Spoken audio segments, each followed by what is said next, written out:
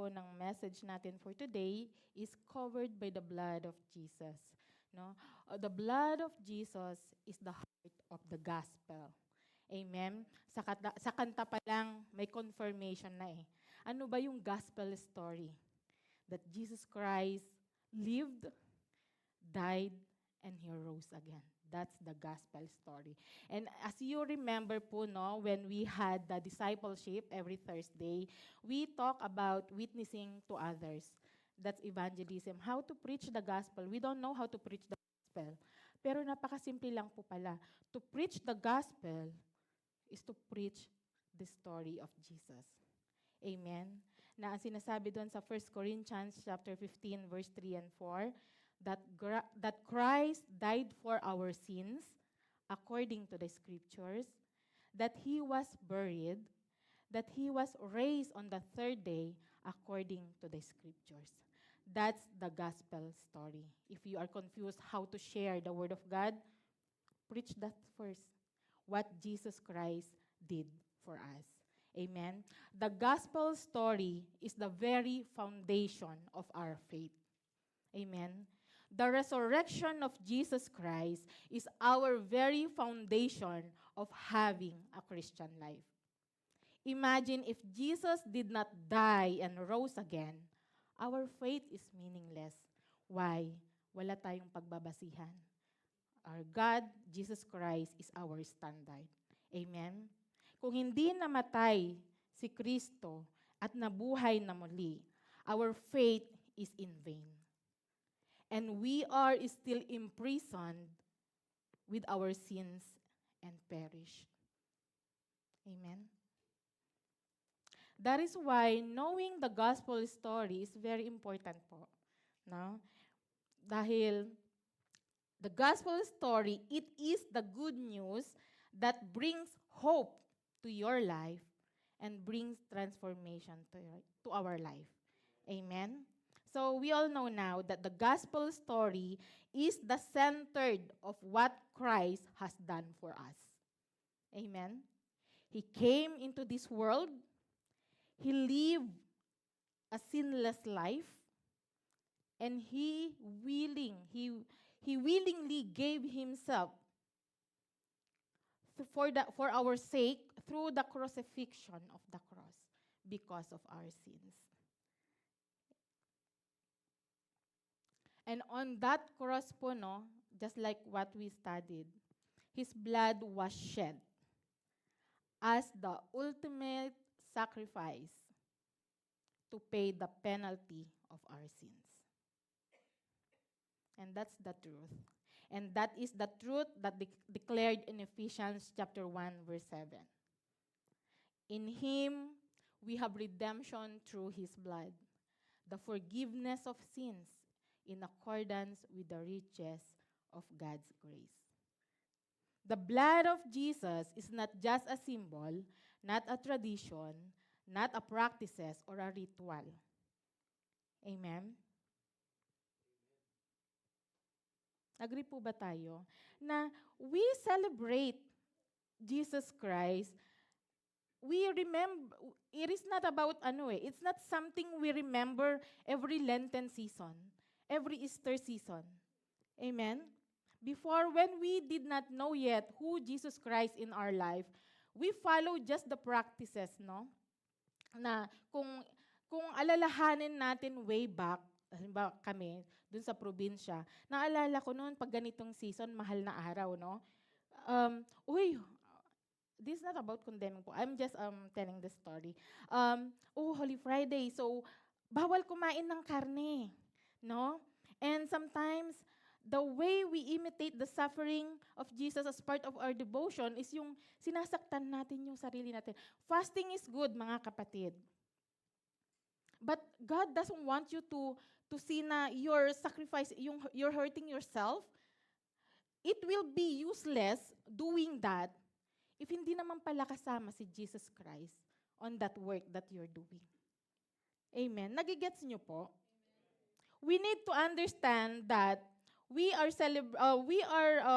studying the blood of Jesus Christ. Not to, with the essence po na namatay po siya sa cross and we should have a unique relationship with Him. A deeper relationship with Him. Yan po yung gusto niya. Amen? Dati, pag, kailangan kong mag-fasting para naman mabawasan yung kasalanan ko. That's wrong. I need to hurt myself para malaya ako sa kasalanan ko. That's a wrong mentality. Amen? Youth, pinag-aralan natin last year, the salvation. Paano ba tayo naligtas? Ephesians chapter 2, verse 8 and 9. Anong pasabi doon? For it is by grace you have been saved through faith. It is not from yourselves. It's the gift of God. Not your works, so that no one can boast. Amen? Don't be confused on your doing good works. You're not doing good works because you want to be saved. Mali po yun. We already received the salvation. The good works that you're doing right now is the result of your salvation. Amen? Kaya tama po yung sabi ni Sister Freya. You cannot earn salvation. You cannot earn salvation by fasting without relationship. Nagpa-fasting ka by food, but you cannot fast. You cannot stop cursing bad words. You cannot stop thinking evil desires. What's the point of fasting? It's not, Jesus Christ is not part on that activity that you're doing. Amen? The relationship. You cannot earn salvation by tradition. Dahil sumusunod ka sa mga nakalakhan natin, but Jesus Christ is not with you, that's nothing, useless. You're just wasting your time and effort. Amen? What Jesus did on the cross was already complete. Amen? All He ever wanted was for us to have the right relationship with God. And that is only possible by knowing through the blood of Jesus. Amen? To be covered by the blood of Jesus means that our sins are no longer held against us. Through His sacrificial love. Amen? We are cleansed. We are justified. We receive redemption through His blood. Yung napag-aralan natin last Friday. We set free, sabi ni Sis Thea. No? And we made new. We are new creation. Amen? Once you encounter Jesus Christ. We are the children of God. Amen? COG. Kung may HOG, tayo ay COG. Amen? And His blood, Jesus Christ's blood, speaks mercy, speaks grace, and speaks complete forgiveness. Amen? As it says po in Romans chapter 5, verse 8, na, but God demonstrates His own love for us in this. While we were still sinners, Christ died for us. In verse 9 po, since we have now justified by His blood, how much more shall we be saved from God's wrath through Him? Amen? Namatay si Kristo, pero hindi niya inantay na tayo ay maging righteous or worthy. Amen? He died for us while we were still lost, while we were still broken, while we were still in sin. Amen. Ganyan kalalim yung pagmamahal sa atin ng Diyos. Did you ever think about that? Did you ever appreciate that? Kung ano yung ginawa ng Diyos sa atin? Amen. Let's go back to the gospel story, no? When Jesus Christ died on the cross, it does not end there. Amen? On the third day, Jesus rose again. And His resurrection, proof of victory already. Amen? Victory over sin, victory over death, and victory over the grave. Amen? And dahil nabuhay siyang muli, binigyan niya tayo ngayon ng opportunity to receive a new life. Amen? When we accept Jesus in our life, when we encounter Him already, we are now His new creation. Huwag niyo nang tanggalin yun. Huwag niyo nang hayaang mawala pa. Amen? Na tayo ay anak talaga ng Diyos. That's the truth. Amen? And because of that truth, we are called not only to believe it, live with it. Share to others. Show to others. Amen? Seryoso po natin. So before before we continue po, no, may ask everyone to bow their heads and let's have a very short prayer po for our guidance. Hallelujah, Lord. Hallelujah, Jesus. We praise you, Lord. We glorify you, Lord. We honor you, Lord. Hallelujah. Oh, Heavenly Father, we come before you, Lord, today with humble heart, Panginoon. We are grateful for who you are. We appreciate for what you have done for us. Hallelujah. Lord, thank you for the mercy that we did not deserve. Thank you for the grace that you continues to cover us every single day. Hallelujah. Jesus Christ, thank you for shedding your blood. Hallelujah. Thank you for sacrificing on the cross. That's how you love us so much. That because of your blood, you cleanse us, you redeem us, Panginoon. Salamat po, Lord. Lord, as we continue to study today, Panginoon, prepare our hearts, Panginoon, and teach us, show it to us, the power of your blood. Hallelujah. At kung ano man po yung aming marireceive na salita ngayon, Panginoon, please put it direct to our heart, Panginoon. Because our heart is the wall, hallelujah, of Jerusalem. Hallelujah, Lord. Do not put it in our mind only, Panginoon. Wag mo lang po hayaang marinig po namin because it will goes away easily. Hallelujah. Oh, Holy Spirit, hallelujah. Dwell in this place. Speak to us. Hallelujah. Convict us. And open our spiritual eyes for us to see the beauty of your gospel, the beauty of your truth, the beauty of your word. Hallelujah. We pray, Lord, that you remove any distractions in this place. Hallelujah. We pray, Lord, that soften the hearts of your children and let your presence be real among us. Hallelujah. Salamat po, Lord. We surrender this time to you, Lord. We just want only to glorify you for what we are doing in this place. Wala na pong iba, Panginoon. Hallelujah. Salamat po, Lord. Manguna ka po sa umagang ito. At ito po ang aming dalangin sa matamis mong pangalang Jesus. Amen and amen and amen. Praise the Lord.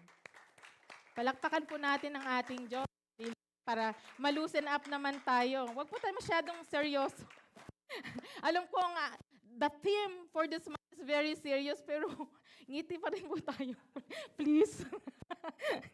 Hallelujah. Sabi ko nga po, ang pag-aaralan natin ngayon is the continuation po, no, of what Pastor Joel taught us last Sunday po. And bago ko po natin pag-aralan yung main point, may inad lang po ako. I would like to add this topic, very short topic lang po, as a reminder to everyone po, no, that as we continue to study about covered the blood of Jesus, it will also remind us how heavy to be sinned. Lahat naman po tayo nagkakasala, that's no doubt. Wala pong magsasabi dito na, uy, I'm clean, hindi ako nagkakasala. That's wrong po. You're deceiving yourself. Amen. Lahat po tayo dito nagkakasala. But please note this. Sin is never without impact. Amen. There is always a consequences. Ano yung consequences na yun? It may affect your life. It may affect your relationship with your friends. It may affect your relationship with your loved ones. Amen. It may affect sin, it may affect how you decide onto your life, no? And most importantly, sin, ang pinaka-biggest na maapektuhan nito is our relationship with God. Amen. You know, nung nag-aral tayo sa science, when this laptop will falls down, hindi naman siya babagsak pataas, di ba? Pababa siya. Because of, best in science to praise the Lord. Because of the gravity. There is a force pulling it down. Amen? And in the same way, there is a spiritual gravity of our sins. Sin pulls us down. It drags us away from God. No? And it leads us into consequences that we cannot escape. We cannot resolve on our own. Tandaan po natin yan. That's why it is very imperative. Bakit kailangan i-remind natin ang sarili natin about sinning? It's not about to condemn myself, neither yourself, but it is a reminder for us po, no? Para tayo ay maging aware of how serious sin really is in your life. Amen. Kaya before we can fully understand the beauty of being covered by the blood of Jesus, we must first understand the seriousness of sin. Amen. Sin is not only nagkamali ka, you did a mistake, you sinned. Okay. Because of your weakness, you took advantage of it, you sinned. Okay, but there's more to that. Sin is a disobedience against a holy God. Amen.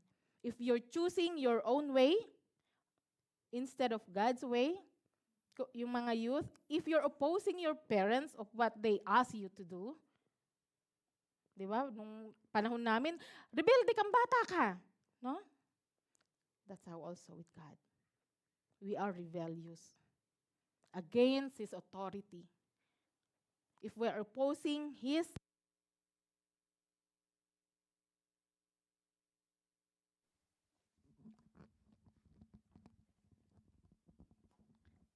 praise God. It is a rebellion against His authority, rebellion against His will and His righteousness. Let's read po 1 John chapter 3 verse 4 to 6. Anong po sabi doon? Everyone who sins breaks the law. In fact, sin is lawlessness. But you know that who appeared, Jesus Christ, so that He might take away our sins. In Him, there's no sin. Sorry po na napalaki yung font size. And in Him is no sin. No one lives in Him, keeps on sinning. No one who continues to sin has either seen Him or known Him. Before po, no, when we don't really know Jesus Christ, we just kept on sinning. Parang wala lang sa atin. Parang andali lang manakit ng kapwa. Hindi ka nasasaktan. Parang, okay lang. We don't really think about it, no? Na may nasaktan ka, but hayaan ko lang, it will come to pass. No? Dati yun. Nung hindi natin na-encounter pa si Jesus Christ. Amen. Dati yon nung hindi pa natin nakikilalang lubusan si Jesus Christ. We don't feel the weight of it. Amen? We just go on with our life. Doing what we want, doing what feels right to us only. Amen? But the moment you encountered Jesus, di ba, nagkaroon ngayon ng pagbabago. Nagkaroon na tayo ngayon ng conviction. Amen? Dati, okay lang na makarinig tayo ng, sige, mura dito, kaliwat kanan. Parang okay lang. But ngayon, parang ang sakit sa tenga, no? Masakit sa tenga, but you cannot bear that words, no? Sa workplace ko, kasi parang, ngayon kasi, sa panahon ngayon, if you talk bad words, nakakapogi, sa labas, hindi dito, no? Parang, uy, macho ako. Kada salita, stop, di ba? Sa workplace, uy, don't say that, no? Stop it. Huwag tayong, you know what I mean? Nako-convict. If you encounter Jesus in your life, may conviction na tayo. Hindi na yung mawawala. Amen? The things that did not bother you before, ngayon, nabobother na tayo. Amen? That's a good thing. Kasi, you don't see, ngayon, we understand now that sin is sin. There's no small sin, there's no big sin. Sin is sin, period. Amen? Kaya, we need to understand first how serious sin really is. Bakit? Kasi kung di natin alam kung gaano yung weight ng ating kasalanan, how can we fully understand kung gaano natin kakailangan si Jesus Christ sa buhay natin? Amen? The seriousness of sin, number 1. Sin offends a holy God. Agree po kayo? Let's read Psalm chapter 5, verse 4. For you are not a God who is pleased with wickedness. With you, evil people are not welcome. Lahat naman po tayo dito nakaranas na ma-offend. Tama po ba? Sinong hindi pa dito na-offend? Praise the Lord. Na? Lahat tayo na yan. When I get offended, gusto ko na lang mag-disappear eh. Di ba? Ganyan yung feeling ng na-offend. That's the same way din po. What we are doing to God when we sin, we offended God. Amen? Even a small thing. When we make excuses, when we justify what is wrong and call it right, ba di nyo alam na offendan natin ng Diyos? Amen? Minsan we compare ourselves na, ay teka, parang mas masama siya, ako hindi, okay lang yung ginawa ko. No?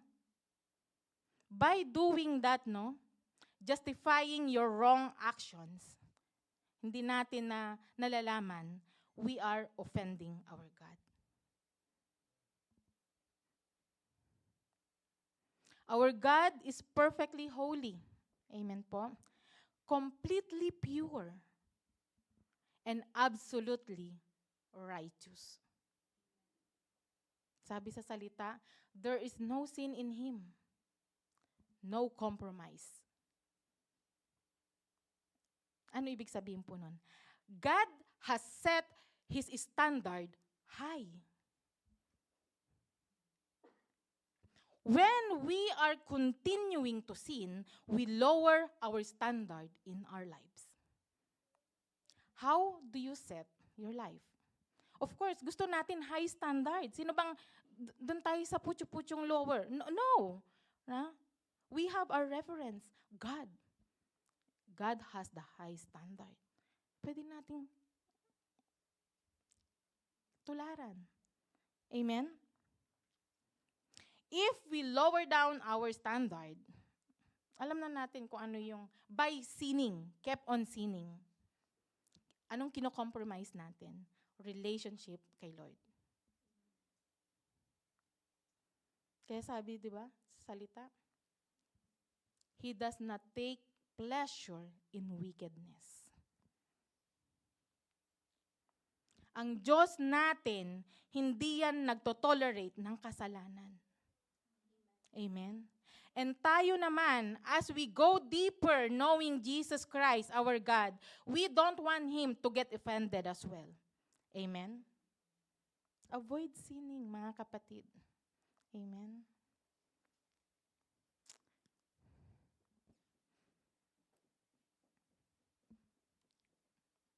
Ang seryoso niyo po talaga. That's point number 1.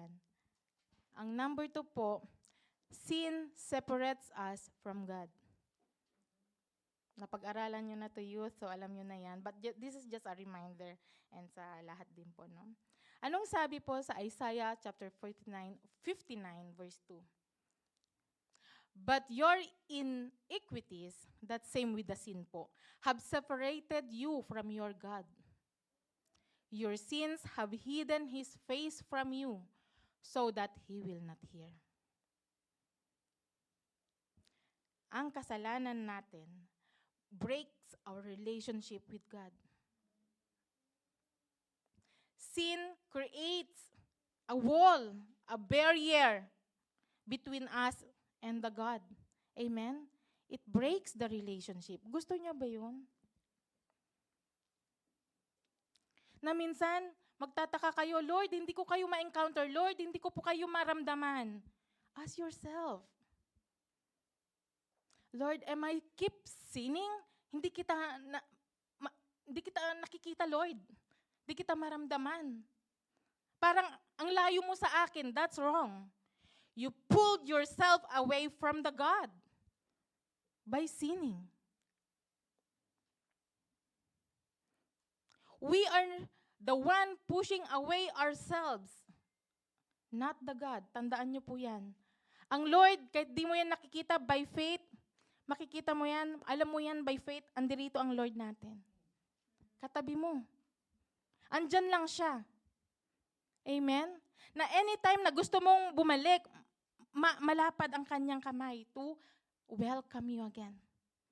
Amen? When we keep on sinning, anong nangyayari? Ang tigas ng puso natin. Nawawala yung sensitivity natin sa presensya niya. Kaya, doon unti-unti, hindi mo na siya, wala na yung zeal ng faith mo. Bumaba na. Naglaho na. No? Don't allow that, mga kapatid.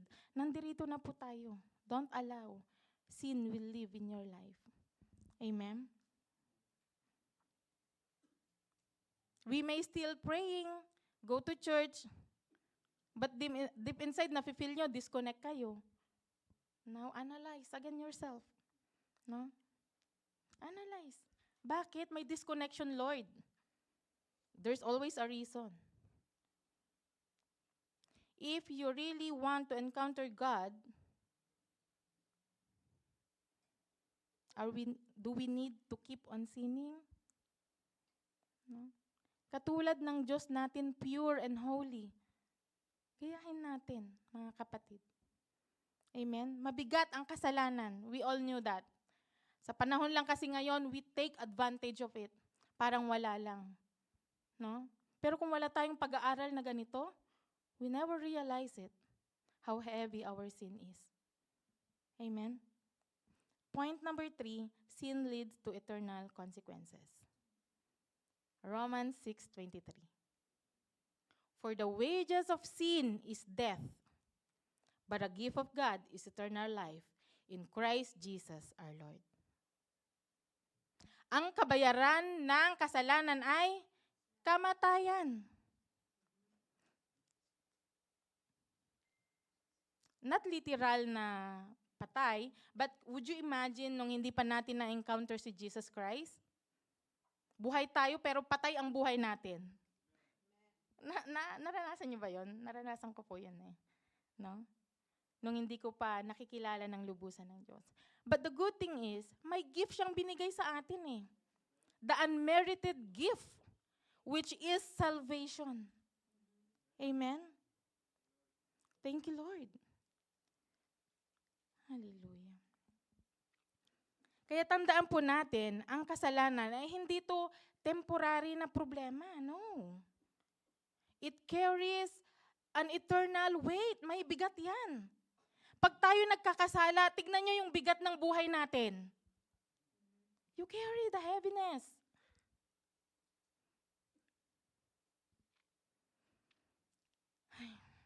Sin leads to a spiritual death, no? And eternal separation. Alam nyo, pagka tayo ay nagkakasala, ayaw nyo bang, pag tayo nagkakasala, paano natin makikita yung pangalan natin that will be written in the book of life? If we kept on sinning.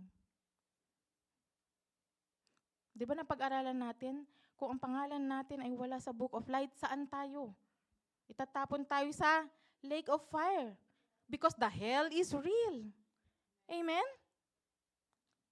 Kaya, mga kapatid, alam ko we are guilty with sinning. But there's always a solution with that. That's why we are studying the blood of Jesus Christ. Amen? For all have sinned and fall short of the glory of God. Don't be guilty. Lahat po tayo guilty na nagkakasala. Amen. Ang nakakatakot, mga kapatid, there is a nature of sin. Ano yun? Sin can deceive you. Sin can disappoint you. Sin can destroy you. Diba anong sabi sa John 10:10? Ang sin is like a thief, no? Comes only to steal and kill and destroy. Just like what Pastor Ana said earlier. And we cannot save ourselves for sure. Kaya, we are desperately need the blood of Jesus. That's the truth. Amen. Yung kasalanan natin, we cannot overcome it. We don't have the power. Amen. But with the blood of Jesus Christ, by His grace, no, and by faith,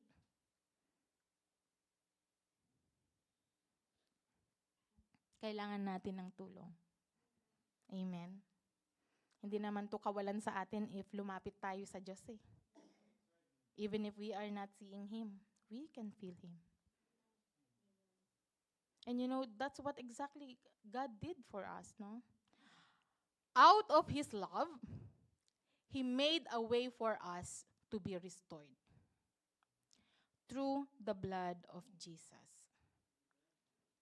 Kaya nga, be covered by the blood of Jesus because it has a powerful works that brings us great benefit in our lives. Amen. The blood of Jesus redeemed us. We already received redemption through His blood. Amen. In Him we have redemption through His blood. 1 Peter chapter 18 verse 9 chapter 1 verse 18 to 19.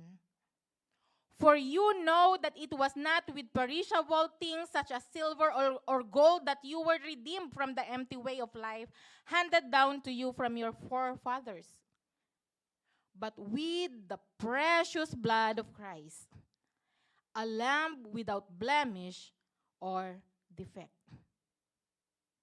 We were once slaves to sin. That's the truth. But the blood of Jesus paid the price for us to set us free. Amen? Naalala niyo pa ba yung sinabi ni Pastor Joel last Sunday? Ano ibig sabihin ng redemption? Redeem. To redeem means to buy back from the captivity at a cost. Anong cost yon? Buhay ni Jesus Christ. No? All humanity, through Adam, no? We are lineage of Adam, was placed under the bondage of sin. But Jesus paid the redemption in full, not installment, not half price. Amen? You were fully purchased already, mga kapatid. Your spirit, your soul, and your body by the most precious of blood of Jesus. Amen? Kaya, tanggapin nyo yan. Pangalagaan natin. Amen? Naintindihan niyo po? Praise the Lord. The blood of Jesus give us redemption. The blood of Jesus cleanses us. Diba? Dun sa Ephesians 1:7, ano sabi? The forgiveness of sins. Diba? Sabi ni Sis Fea, nung pag nagkakasala tayo, parang ang dumi-dumi natin. No, we are not worthy. Sin makes us unclean. But the blood of Jesus washes us completely. The blood of Jesus does not merely overlook yung sin natin. Tinanggal na niya yan eh, dahil sa pagmamahal sa atin. Amen? Hebrews chapter 9 verse 26 says, He then would have had to suffer often since the foundation of the world. But now, once at the end of the ages, He has appeared to put away the sin by the sacrifice of Himself. Ang Greek word po ng put away is atetesis. Means total cancellation. Di ba may mga naghiwalay dito? Annulment. Complete annulment. When you confess your sins under the blood, they are not filed, no? Filed away. Parang pagka final mo, pending review. Hindi po. Iba yung power ng blood of ang dugo ni Hesus Kristo, no? They canceled your sin. They remove your sin. Amen? Malinis na tayo. The moment that we receive the salvation, the unmerited gift from God, we are cleansed. We are redeemed. Amen? The power of the blood of Jesus. Number 3, the blood of Jesus sanctifies us. Amen? Last year, alam ko na pag-aralan na natin about sanctification. Amen? Setting us apart for God to make us holy. Hebrews chapter 10 verse 12. Sabi po doon, Therefore Jesus also, that He might sanctify the people with His own blood, suffered outside the gate.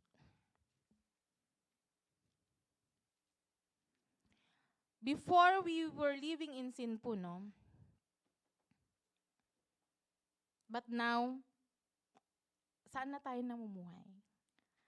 Can we proudly tell that we are living through the blood of Jesus?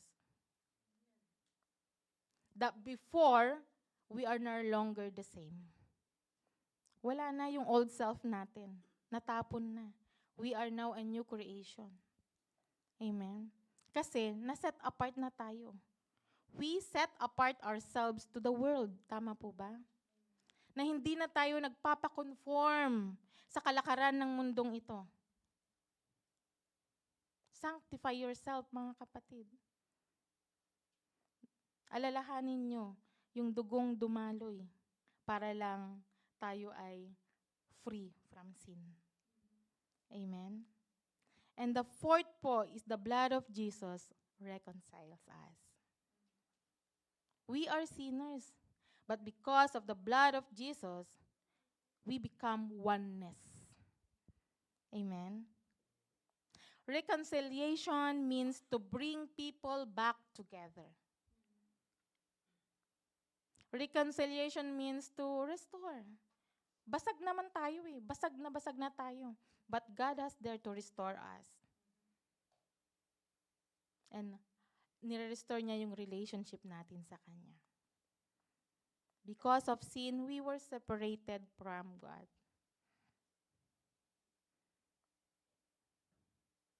we became distant.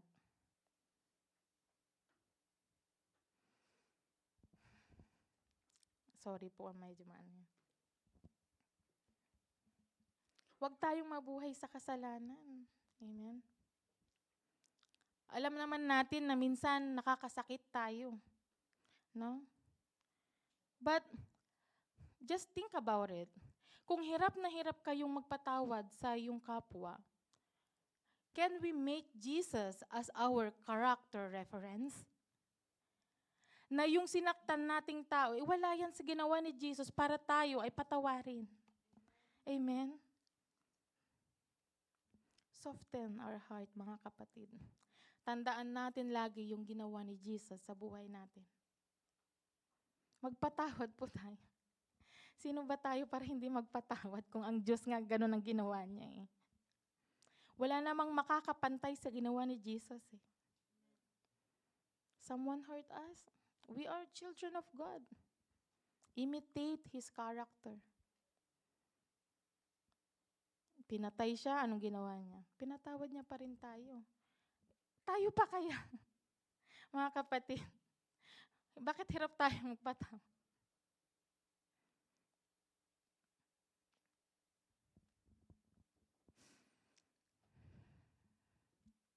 The blood of Jesus bring us back to God.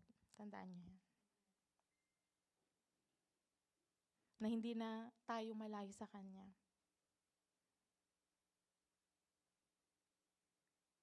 From being separated, we are now in our relationship with Him. Amen. Embrace the Lord Jesus Christ in our life.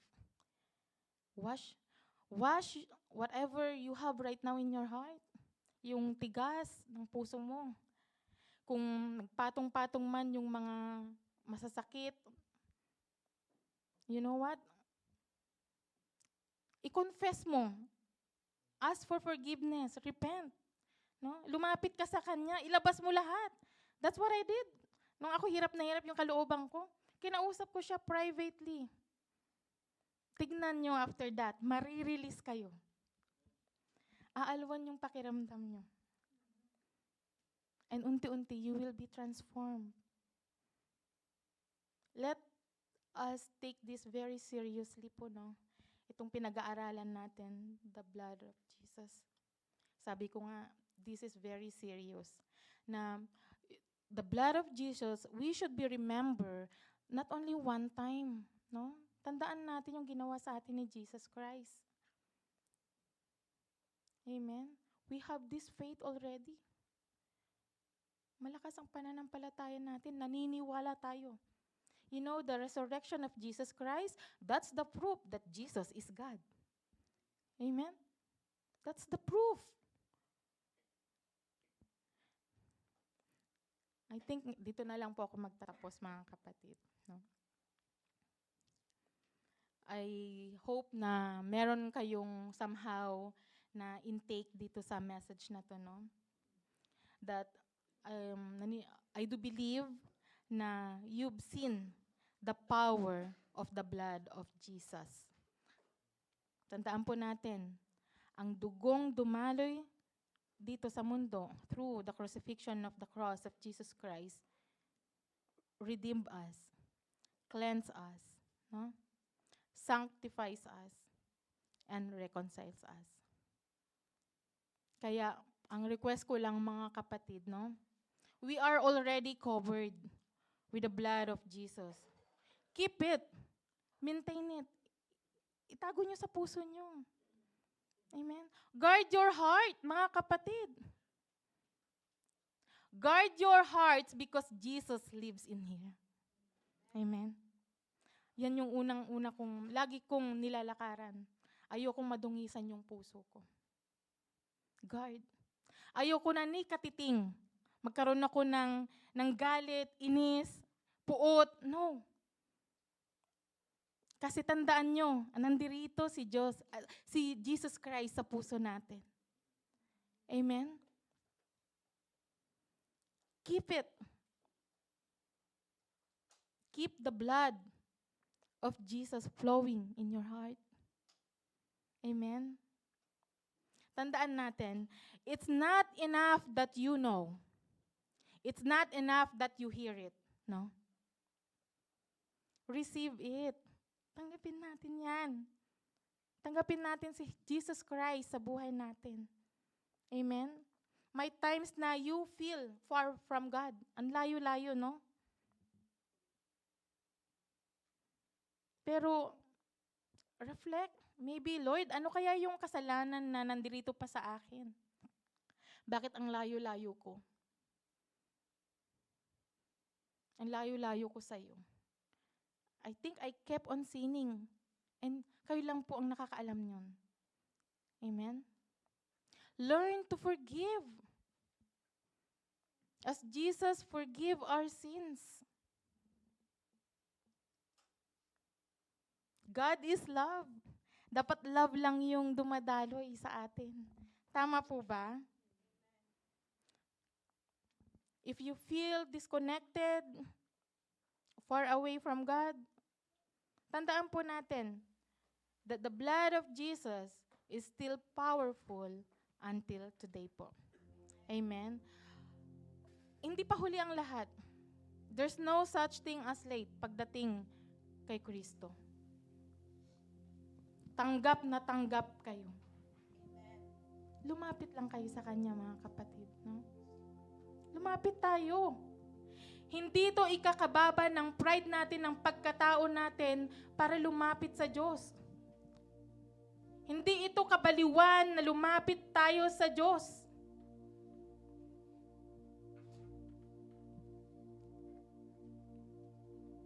Know His standard. Don't lower your standard. Tayo mga anak ng Diyos, we have the highest standard, just like God. Amen? Amen?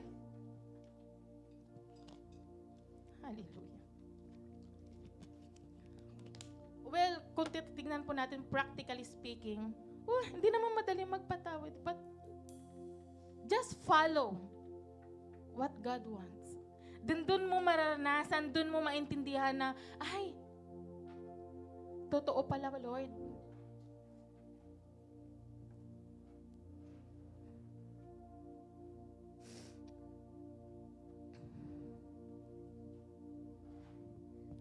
Kasi, sabi nga, Jesus is the way, the truth, and the life.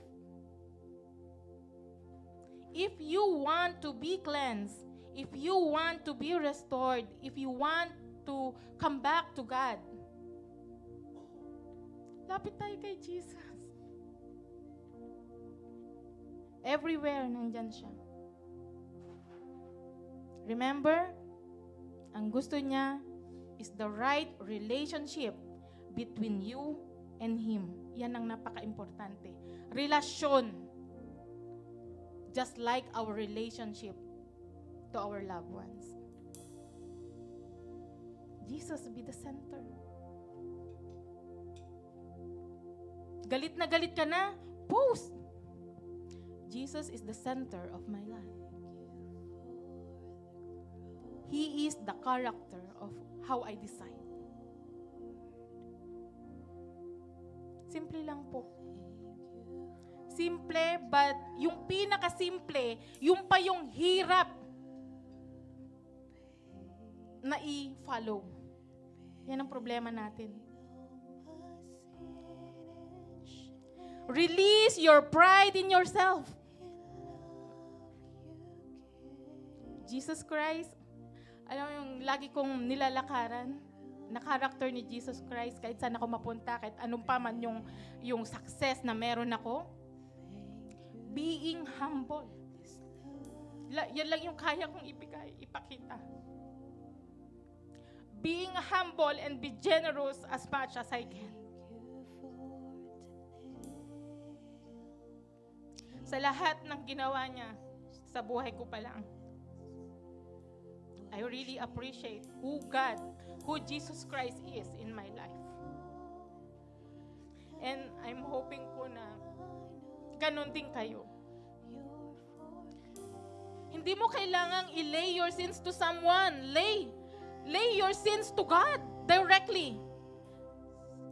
Walang middleman. No middleman. You can talk directly to the God. Confess your sins and ask for your forgiveness. Yan lang naman po yung gusto niya. For us to be restored.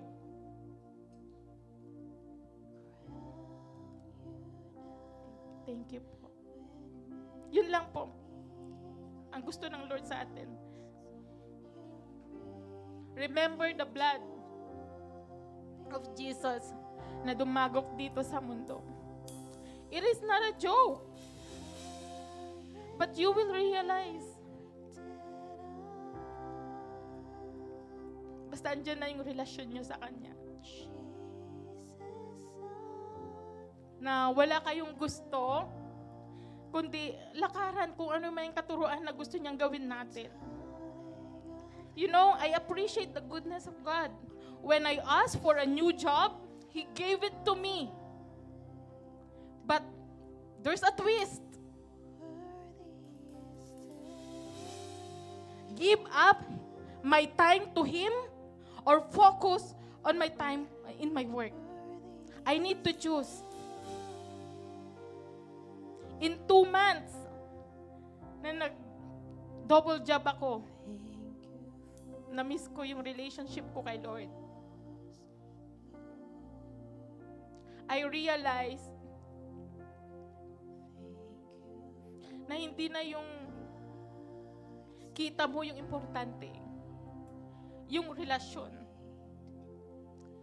I miss how I had my devotion with Him. Pag nag-aaral ako ng salita, it took me 2 weeks, 1 week, para lang maintindihan yung message. And that's what I chose. Then I know for myself, hindi ako mawawalan. Nawalan ako nung nawalan ako ng time kay Jesus. Kay God. That's how powerful this God is in my life. In our life. Kami ni Brother Mark.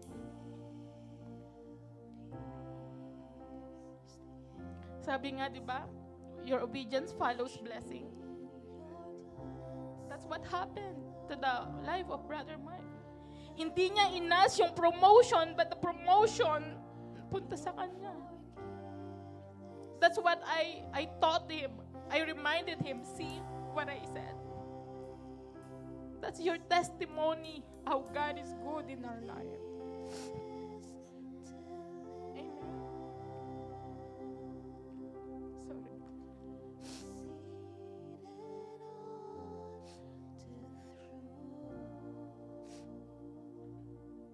Hallelujah. Lord, salamat Lord sa pagsama mo sa amin, Panginoon. Thank you, Lord, that you convict us, you teach us, Lord. At ganoon din po yung aking mga kapatid na nandirito, Lord. Dalangin ko, Panginoon, i-remind mo kami dun sa standard of living na meron ka, na ikaw po ang aming gagayahin, Lord. Ikaw po ang una naming reference pagdating sa aming desisyon, sa aming buhay. Napakabuti mo, Lord. The mercy that you gave us every single day, binibigay mo pa rin yan kahit hindi namin deserve. Ganyan ka po kabuti. And we appreciate you, Lord. We love you, Lord. Thank you. Thank you, Lord. Kaya lahat lang po ng papuri, parangal at pagsamba ay binabalik lang namin sa iyo, Panginoon, at wala na pong iba. Kaya maraming salamat po. Thank you, Lord.